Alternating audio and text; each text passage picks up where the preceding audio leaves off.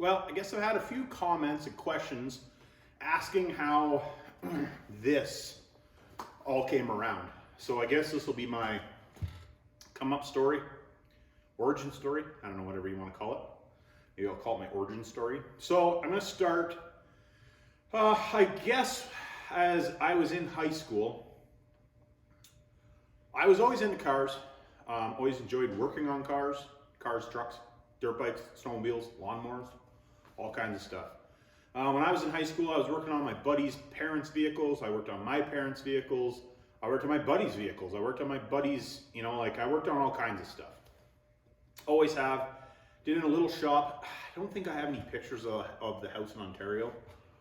I honestly was never, ironically, I was never a big guy, I didn't take pictures. Like my mom took a few pictures, but I didn't take pictures. Man, I bet you 8, 10, 12 vehicles that I did a considerable amount of work to. I don't even have a picture of one, of a few of them. I didn't have a camera. Now, granted, this was back in the day when digital cameras weren't really a thing. They were, but they were expensive, and I didn't see the point in spending money on that when I had cars to build, or trucks, or whatever it may be. And don't get me wrong, I did not have a lot of money. I did not grow up with a lot of money. Like, we didn't have, we had enough to usually pay the bills and eat and that type of stuff, but it's not like we didn't have an excess of money. If I needed $500, I had to figure out how I was gonna make $500. Nobody was giving me $500. Or, even, a couple $100 here and there kind of idea. My parents did what they could to do stuff for me, obviously. They were my parents. But, my parents didn't, buy me all kinds of stuff. I had dirt bikes and a quad and snowmobiles and stuff like that, but that was all from me doing stuff, working and all that type of stuff, because that just wasn't in the budget. Wasn't in the budget. So anyways, so I guess I'll kind of start at high school type of idea. So in high school, as soon as I could get my driver's license, I did drive. I had a K car, a Reliance K car. I drove that for a little while. And then for my shop teacher, Dan Morgan, he had a Nissan Datsun, a 1984 Nissan Datsun. See if I think I have a picture of it at the house. I think it's hanging on the wall. If I do, I'll insert it here. And I bought the truck from him. My dad lent me the money, it's $200. And I paid my dad back the $200. And in shop class Thursday night, we went in there Thursday nights, and I basically rebuilt the fenders. I did a bunch of rust repair on it. I fixed a few spots on the frame, new ball joints. I did a bunch of stuff, not like crazy amounts of stuff, but stuff to make the truck safe per se. And I honestly don't know where it got safetied. If Dan helped me with that, or if my dad, oh no, actually my dad knew a guy that safetied it. And don't get me wrong, it's not that it wasn't safe. There was just a few little things that it needed. So, got that thing on the road. That was my first pickup truck. Not the first pickup truck I'd owned, but the first one I had on the road. We won't go back, because I've had so many freaking vehicles, it's just ridiculous. But I don't have pictures of them, so it's kind of hard to, it doesn't matter. So I got that, and I put a boatload of kilometers on that truck. It was a 4-cylinder, 5-speed truck. I put a lot of kilometers. So I lived about 40 kilometers each way from school. I drove back and forth. I went to work. I did a co-op thing at a machine shop, and I learned how to use this stuff. And when I did the co-op, the transmission blew up in it. I ended up buying another truck to take parts out of, ended up driving that truck instead for a little while, and then I ended up putting a V8 in the original one, and we called it the NIST Dodge because I put a 318 in it. 318 with a 904 behind it. And they had a divorce transfer case, so it was actually relatively easy. Looking back at it now, it was a terrible decision. Anyways, that was kind of when I first started getting into a horsepower, per se. I liked hot rods and cars and all that type of stuff. It's just that wasn't in the budget at that time. So I had that, and I drove that truck with the 318 in it actually for quite a long time. And then I ended up buying my, what did I buy? No, I was driving that, and then I was driving an 84 Dodge. I drove that for about 6 months, 2-wheel drive. until basically winter time. Just before winter, I bought a brand new truck in 2001, a extended cab, short box, half-ton gasser, sport, beautiful truck, in my opinion. I don't like the gasser, but I like the truck itself. And the only reason I didn't buy a diesel was because one of the guys that I knew at the time was not into diesels yet. He said the diesels were garbage, that the pumps had problems. He worked at a Dodge dealer, so I was like, okay, I won't buy a new truck with a VP44, not knowing what a VP44 at that time was. I won't buy that. So I bought that truck. I put a bunch of kilometers on that in a very short period of time. Realized after I rebuilt the rear end the second time, put a motor in it, built the motor, put a motor in it,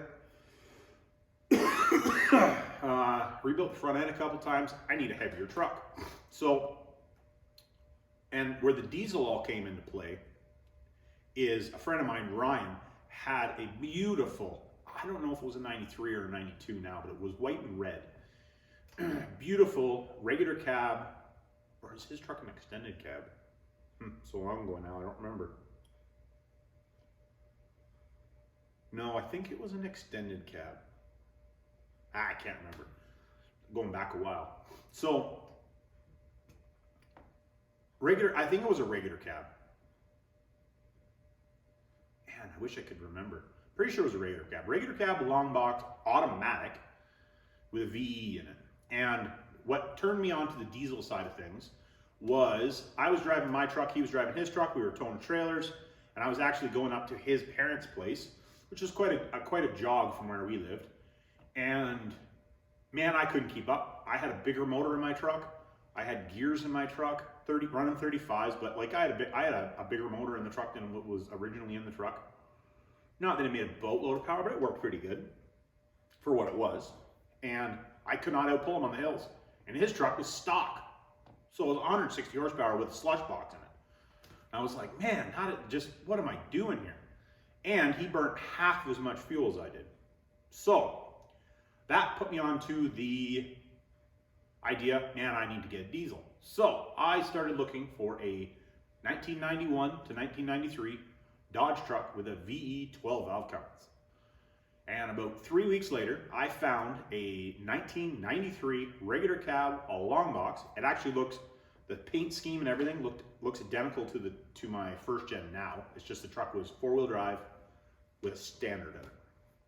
I found the truck, and it was a well-used truck. Body was a mint on it because somebody had repainted it at least once, but it had been worked. It was a truck, had snowplow on it, so you know, like it had been used as a truck. Now I think it had, if I remember right, 290, I think, on the clock. Sorry guys, just getting over a cold. I'll cut out the coughing part. Now it's 290,000 or 285 or 290,000 kilometers, not miles, so it's considerably less than miles. But I started driving the truck. Well, I bought the truck. On the way home, for you guys that have had one of these, shifter popped out. So I was on the side of the road trying to figure out what the hell the problem was in this truck that I had just bought. Anyways, got it figured out. And I drove that truck. I run that truck. Now, up and down in horsepower and all that type of stuff, but the original engine, I did have the cylinder head off.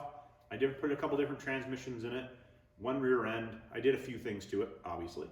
But the base of the engine had 780,000 kilometers on it. Now, I did rebuild the cylinder head. I think it had 500,000 on it when I blew the head gasket. The second time, because the first time I just put a head gasket and put studs in it, and that was a big thing back then. The studs were large dollars. I don't remember what year that was. It was in the early 2000s though, but studs were like, man, I paid a lot of money for the studs in that thing. Anyways, so that's what got me onto the diesel side of things. Now, I was working in Toronto, or Mississauga actually, which was about 200 kilometers. It was 200 kilometers exactly from my house to where I worked. And I drove that back and forth every day, driving that truck. I put a lot of miles on that truck going back and forth. Now, one good thing about that, I hated the drive. I didn't really like the job. I didn't mind the guys.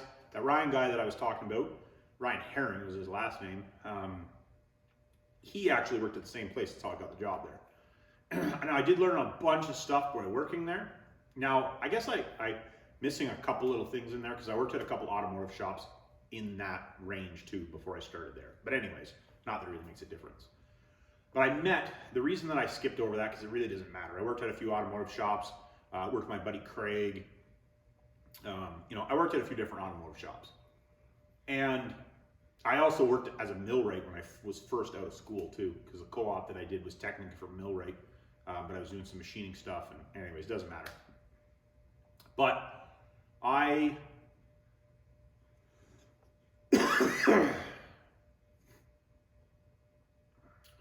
where was I going with this?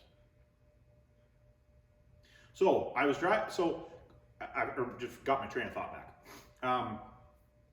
I was now working for a company that's called Total Power. They do generators and generator maintenance is what they do. Still in business as far as I know. Company wasn't a bad company, but just didn't make sense for me. So I met Gerald, and the reason I met him was the company that I worked for, they brought all their injectors and injection pumps to this guy. And he was specialized in mechanical injection systems. Now that time, common rail wasn't a thing, right? We're talking early 2000s here. We're in 2002, 2003. So common rail was brand new in North America, obviously. But anyway, so we're doing all mechanical stuff, and I was driving my truck one day. I didn't have my service truck. I think the service truck was broke down. I was driving my truck, and it was like nothing special at that given time. I think I put a govern spring in it. I ground the fuel pin, turned the timing up. What else did I have done to it? And I had an HX35 on it. Help it spool a little quicker. Other than that, truck was still stock. Oh, I played with the pump settings a little bit. But nothing special yet. Nothing special yet. So, I went in, I was doing some John Deere, he was doing some John Deere stuff for me. And I said, hey, these injectors look just like a Cummins injector. Or very similar anyway. They're not exactly, but they look very similar. And he said to me, oh, is that your pickup truck outside? I said, yep, because it was literally right up front of the door. You could see it. And he said, yeah, they are. He said, you can take the nozzles off of this and put them in your truck and make more power. And I was like, really? You can? He's like, yep. And I said to him, so how do we do that? So that's where it all began, was with Gerald. And his shop is in Mississauga. Now, Gerald has passed away too. He passed away before I moved here. Great guy, but he was old. I think when I first met him, he was in his 80s. So he's an old boy. But still worked, he could outwork 90% of us. Still. Obviously, if he was still alive. At that time, he would have outworked us. Man, that guy had some work ethic. Anyways, so over the next, I would say probably 6 months, I spent a lot of time at Gerald's place. I actually slept in his parking lot a few times because I didn't have time to go home after we were done monkeying with my truck, or I was helping him or whatever. And then he actually got out of the sleeping in the parking lot and said, shit, man, you just come and stay at my house. So I stayed at his house actually probably once or twice a week, and I ended up actually, instead of driving back and forth, I started paying him and I rented a room from him and his wife. And kind of, not all the time, but I would stay there, if I worked late or whatever, or if I was helping him. And now he liked playing with big trucks, like semis. First time I was ever fast in a semi was with him banging gears, and I had a 15-pound propane tank in between my legs, and he had to root it into the intake, and we were doing that. And I said to him, so we were doing that. Anyways, let's get on off topic. That's for another video. I'll talk about that in another video. It's funny. That's actually where I first started playing with nitrous, was with him. Me and him kind of first started playing with it. Anyways, I shouldn't say with diesel. I had played with it before in one of my cars, but like I said, that's just, I don't even have pictures of those cars, so it kind of sucks, but it is what it is. So I started playing with the truck, dynoed my truck. Very first time I dynoed the truck made 211 horsepower. And then from then, I done it 4 or 5 more times. I put a lot of money into it because back, you think diesel parts are expensive now? Oh man, they were really expensive then. Anyways, the last time I dynoed that truck, before I detuned it, because I actually ended up selling the motor out of it, I made 457 horsepower at the wheels, and the truck was still drivable. It was a drivable truck. I spent a lot of money to get that. You could do it way cheaper now than you could back then. But that was where the whole diesel thing came around. We're now, I've made my VE, I'm hooked on diesel, right? So I'm a Cummins guy. Well, I shouldn't say I'm a Cummins guy. I've always been a Dodge guy. So coming into the Cummins world only made sense because I was a Dodge guy. So if I was a Chevy guy, I probably would have been a Duramax guy. But as far as it is, I guess I'm glad I'm a Dodge guy because I got into one of the best platforms. Don't get me wrong, they'll all make power, they all have their problems. I like Cummins, I like the Dodge truck. I realize lots of people are going, they're junk. They're all junk, don't kid yourself. Just whatever you like, right? So, let's not get off topic though. So, now at that point, I worked some odd jobs, I worked a couple automotive shops, odd jobs, I did junk removal, you know, like in a short couple of years, and decided, I lived originally in Ontario and not too far to Toronto, and one of my buddies at the time moved out here, said, hey, you should come out here, there's lots of work, yada yada yada, and I said, what the hell, I got nothing holding me here, so let's roll out. So I packed up all my crap into the back of my truck. Well, I shouldn't say all my crap. I packed up everything that would fit in the back of my truck, hooked my car trailer, brought a car out, that was for that guy, and here we are. So I worked at a big truck shop for, I don't know how long,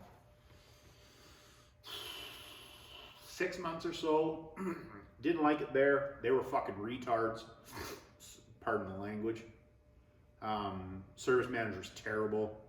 I didn't mind the guys, like the foremans and stuff, great guys. A lot of the guys I worked with, some of them were dicks, but it doesn't matter where you go, that's just how it is. And I'd kind of always done a lot of my own stuff as far as that went, so I really had a hard time with being there and, you know, I guess being treated as, I didn't really know much, because at that point, you know, I'm an automotive tech working in a heavy duty shop, and I have a bigger toolbox than most of them that was actually full of tools, and you know, these guys are making twice as much as me and want to borrow my tools. Anyways, let's not get into that too far.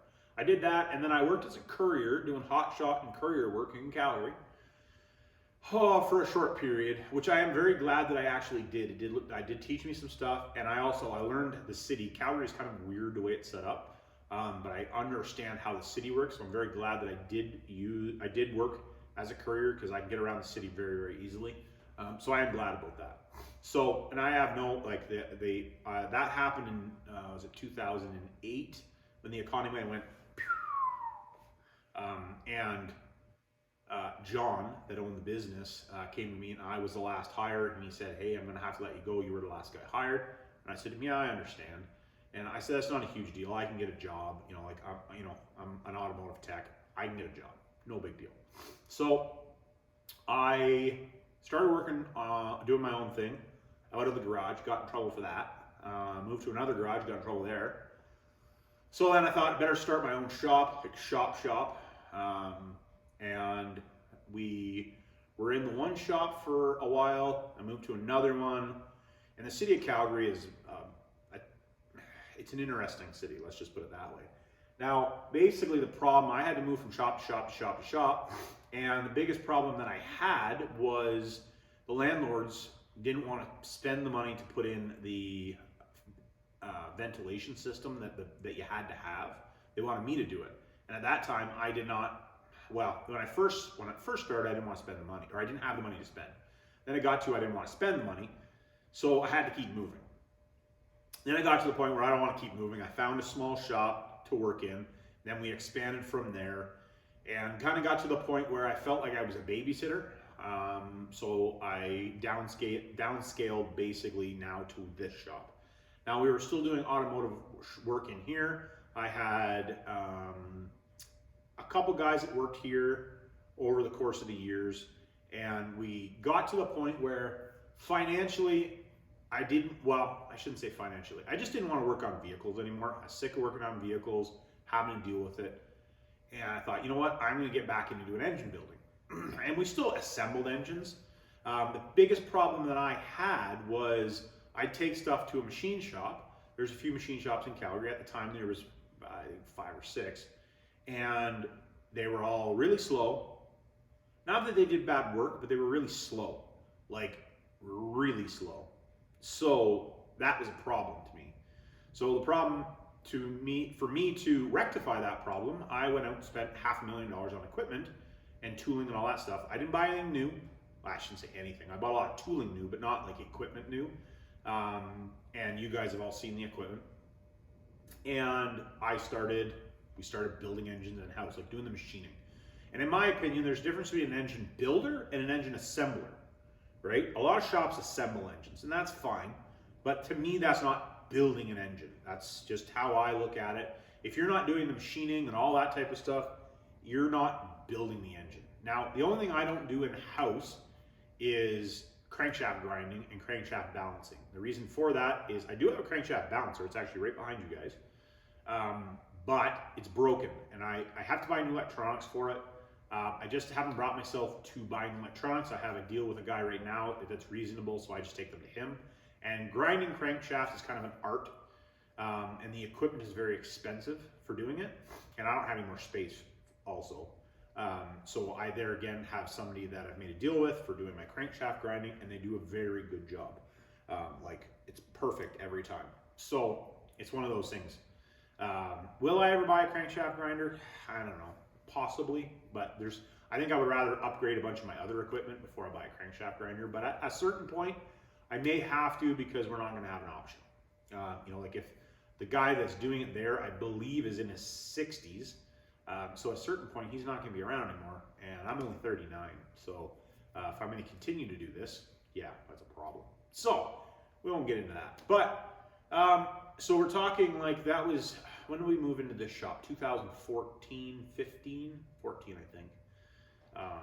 So, we're 15, I think it was 15. Yeah, I think it was 15. Anyways, so now we're at the point where we are, and obviously you guys know, a few years ago, I decided I had done enough with the shop. And financially, I don't have to work quite as hard in the business. So I downscaled from as many guys as we had down to a couple guys.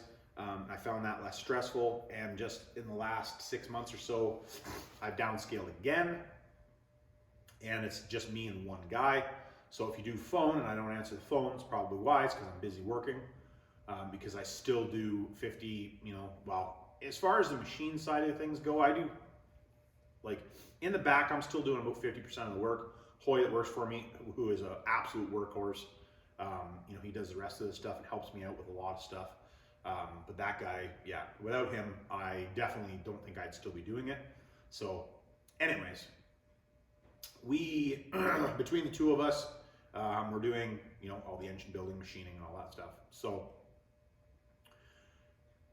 it has not come with its, it's not been easy. I'll tell you that. Like I've done okay myself, with the business and financially and all that jazz. We've now built the Shorty. I have the first gen, which I've had it for a long time. It's kind of got to the point now where it's actually something that we can use, play with, and whatever. The Shorty should be, it'll be functional in the spring. As soon as we get it cut, the cut and polish is, when the cut and polish is done on it, I'll get the rest of the stuff. I'm actually going to start working on some of the mechanical stuff next week, because for the most part, Raymond next door has been cutting and polishing it, but he only has time usually on Saturday afternoon. He was sick this week, so he wasn't able to do any of it, but I got to get some of the front end tightened up, a few things in the back done, and then as soon as it's cut and polished, it's going to go get wrapped, like a clear protection film put on it. But anyways, like, it's just one of those things where it's like we're now finally starting to get to the point that I feel comfortable. I guess I shouldn't say comfortable, because I don't like saying that. we're to the point where I can start broadening my horizons, I guess is the right way to look at it. So you guys know that I've ordered the hub dyno, so we can do a bunch of testing. And I'll be totally honest with you, you know, obviously it's the diehard guys that are watching these the origin videos. Oh, I guess I should talk a little bit about that. I guess we've got to go back a little bit. So when I moved to Calgary, the reason I started working on diesel trucks was because I found a dip in the, or not a dip in the market, a hole in the market. Was it seemed like most of the guys working on them had absolutely no idea what they were doing. It was terrible. Guys are changing stuff, no idea what they're doing, can't diagnose stuff. It was crazy. So now I had come from the mechanical side of things, so I understood how the engines worked. So going into the common rail, it's really not rocket science because it's the exact same thing, it's just electronically controlled. Now, something that I do kick myself for is I did not learn how to tune electronically. I do kick myself for that. I really should have done that. I do really kick myself. I am going to learn how to do it. There's a couple courses that I would really like to take for doing it, so that I can start, like, I'm just going to tune my own, at least to start with. I'm not really interested in tuning anybody else's, but I would like to be able to tune my own, or at least be able to make some changes and that type of stuff. Now, especially with all the stuff's going on down in the States, you know, I'm just not interested in getting big into it, but I'd like to be able to do my own stuff. You know, after we get all of the mechanical stuff done that we're doing, with the VE and the P pump and testing and all that type of stuff, so I can show you guys some stuff and I can learn some stuff. I'd like to get into doing common rail, get into more common rail stuff. Now, granted, I do want to, a lot of people think that the only thing I've ever worked on is mechanical, and that is not so much the case. That's just what I prefer to work on. So 90% of what we work on, maybe even more, maybe 95% of what I've worked on since I started my own shop in Calgary, which was in 2009, 8 or 9? 8. 8, yeah. When I started in Calgary, it was 8, because I had it in Ontario as well. Anyways, because I had a shop in Ontario, but I did it on the side. I was working another job.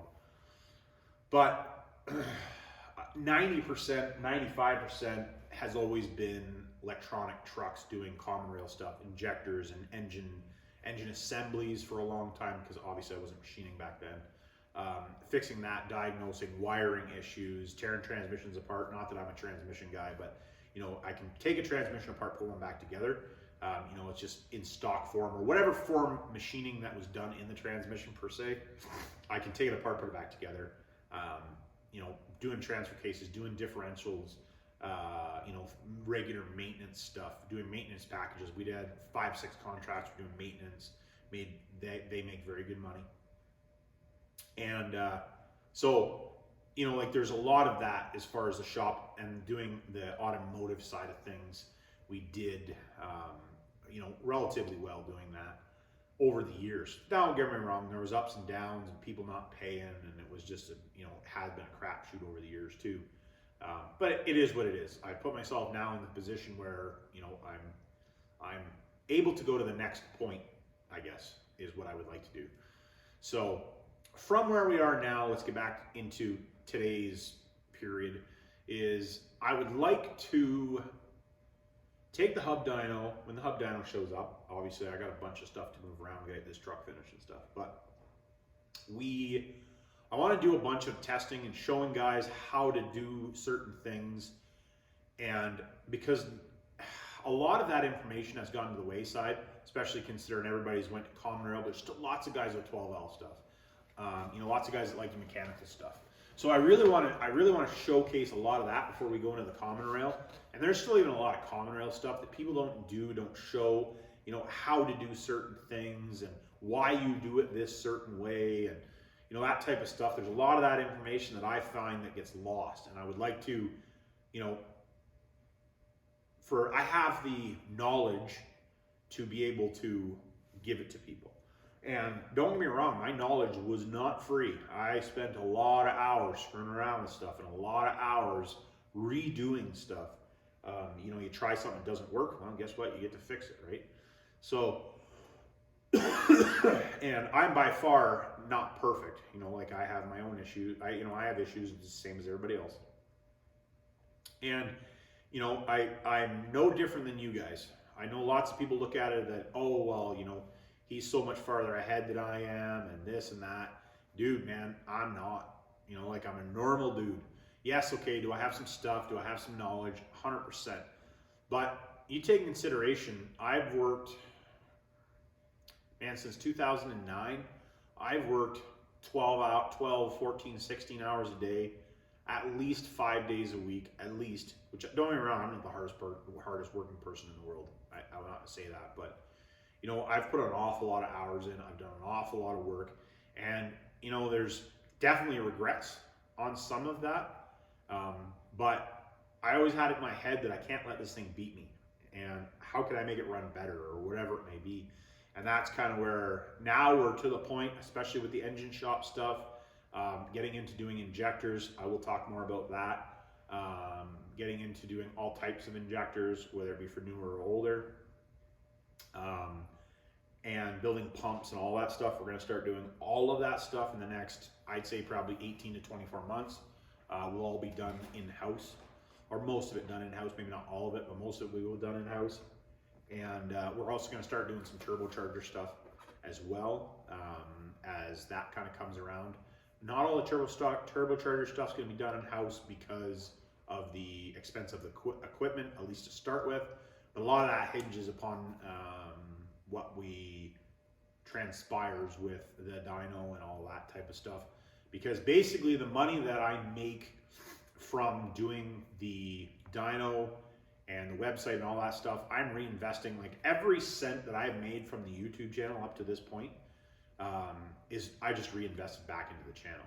Whether I'm buying something to show you guys, or buy an engine parts to build another engine, or whatever it may be. That's literally, don't get me wrong, there is a benefit for me, but the amount of hours that I put in, there really is not a lot of benefit as of this point. It just, I don't know, keeps me motivated, I guess you could say. So hopefully this kind of gives you guys an idea, where I've come from as far as that goes. I came from, not having a lot of money to, and don't get me wrong, I'm not rich, but financially, I'm not, in a terrible position. Would I like to have way more money? Oh, absolutely. But it's one of those things where I'm now into the position where I can start doing more things that I would like to do and start broadening the horizons and doing new stuff. And that's realistically, I like learning new things and trying new stuff and, showing you guys stuff. So if you want to come along for the ride, here we are, and come along for the ride. If you want to help out the channel, when you're watching this, if this is older, we're now October, something mid-October 2023. If you're watching that after this, check out links in the description. There is merch and stuff. Hopefully the website will be up in the next few months as far as like parts and stuff go, the parts that we will be selling. There will also be the subscription base, which I'll have talked about in videos before it completely goes up. And then, dyno videos and all that type of stuff. So hopefully you guys are interested in following along and seeing what's going on. That's the best I can do. Like, subscribe, hit me down in the comments, and remember, it's not rocket science.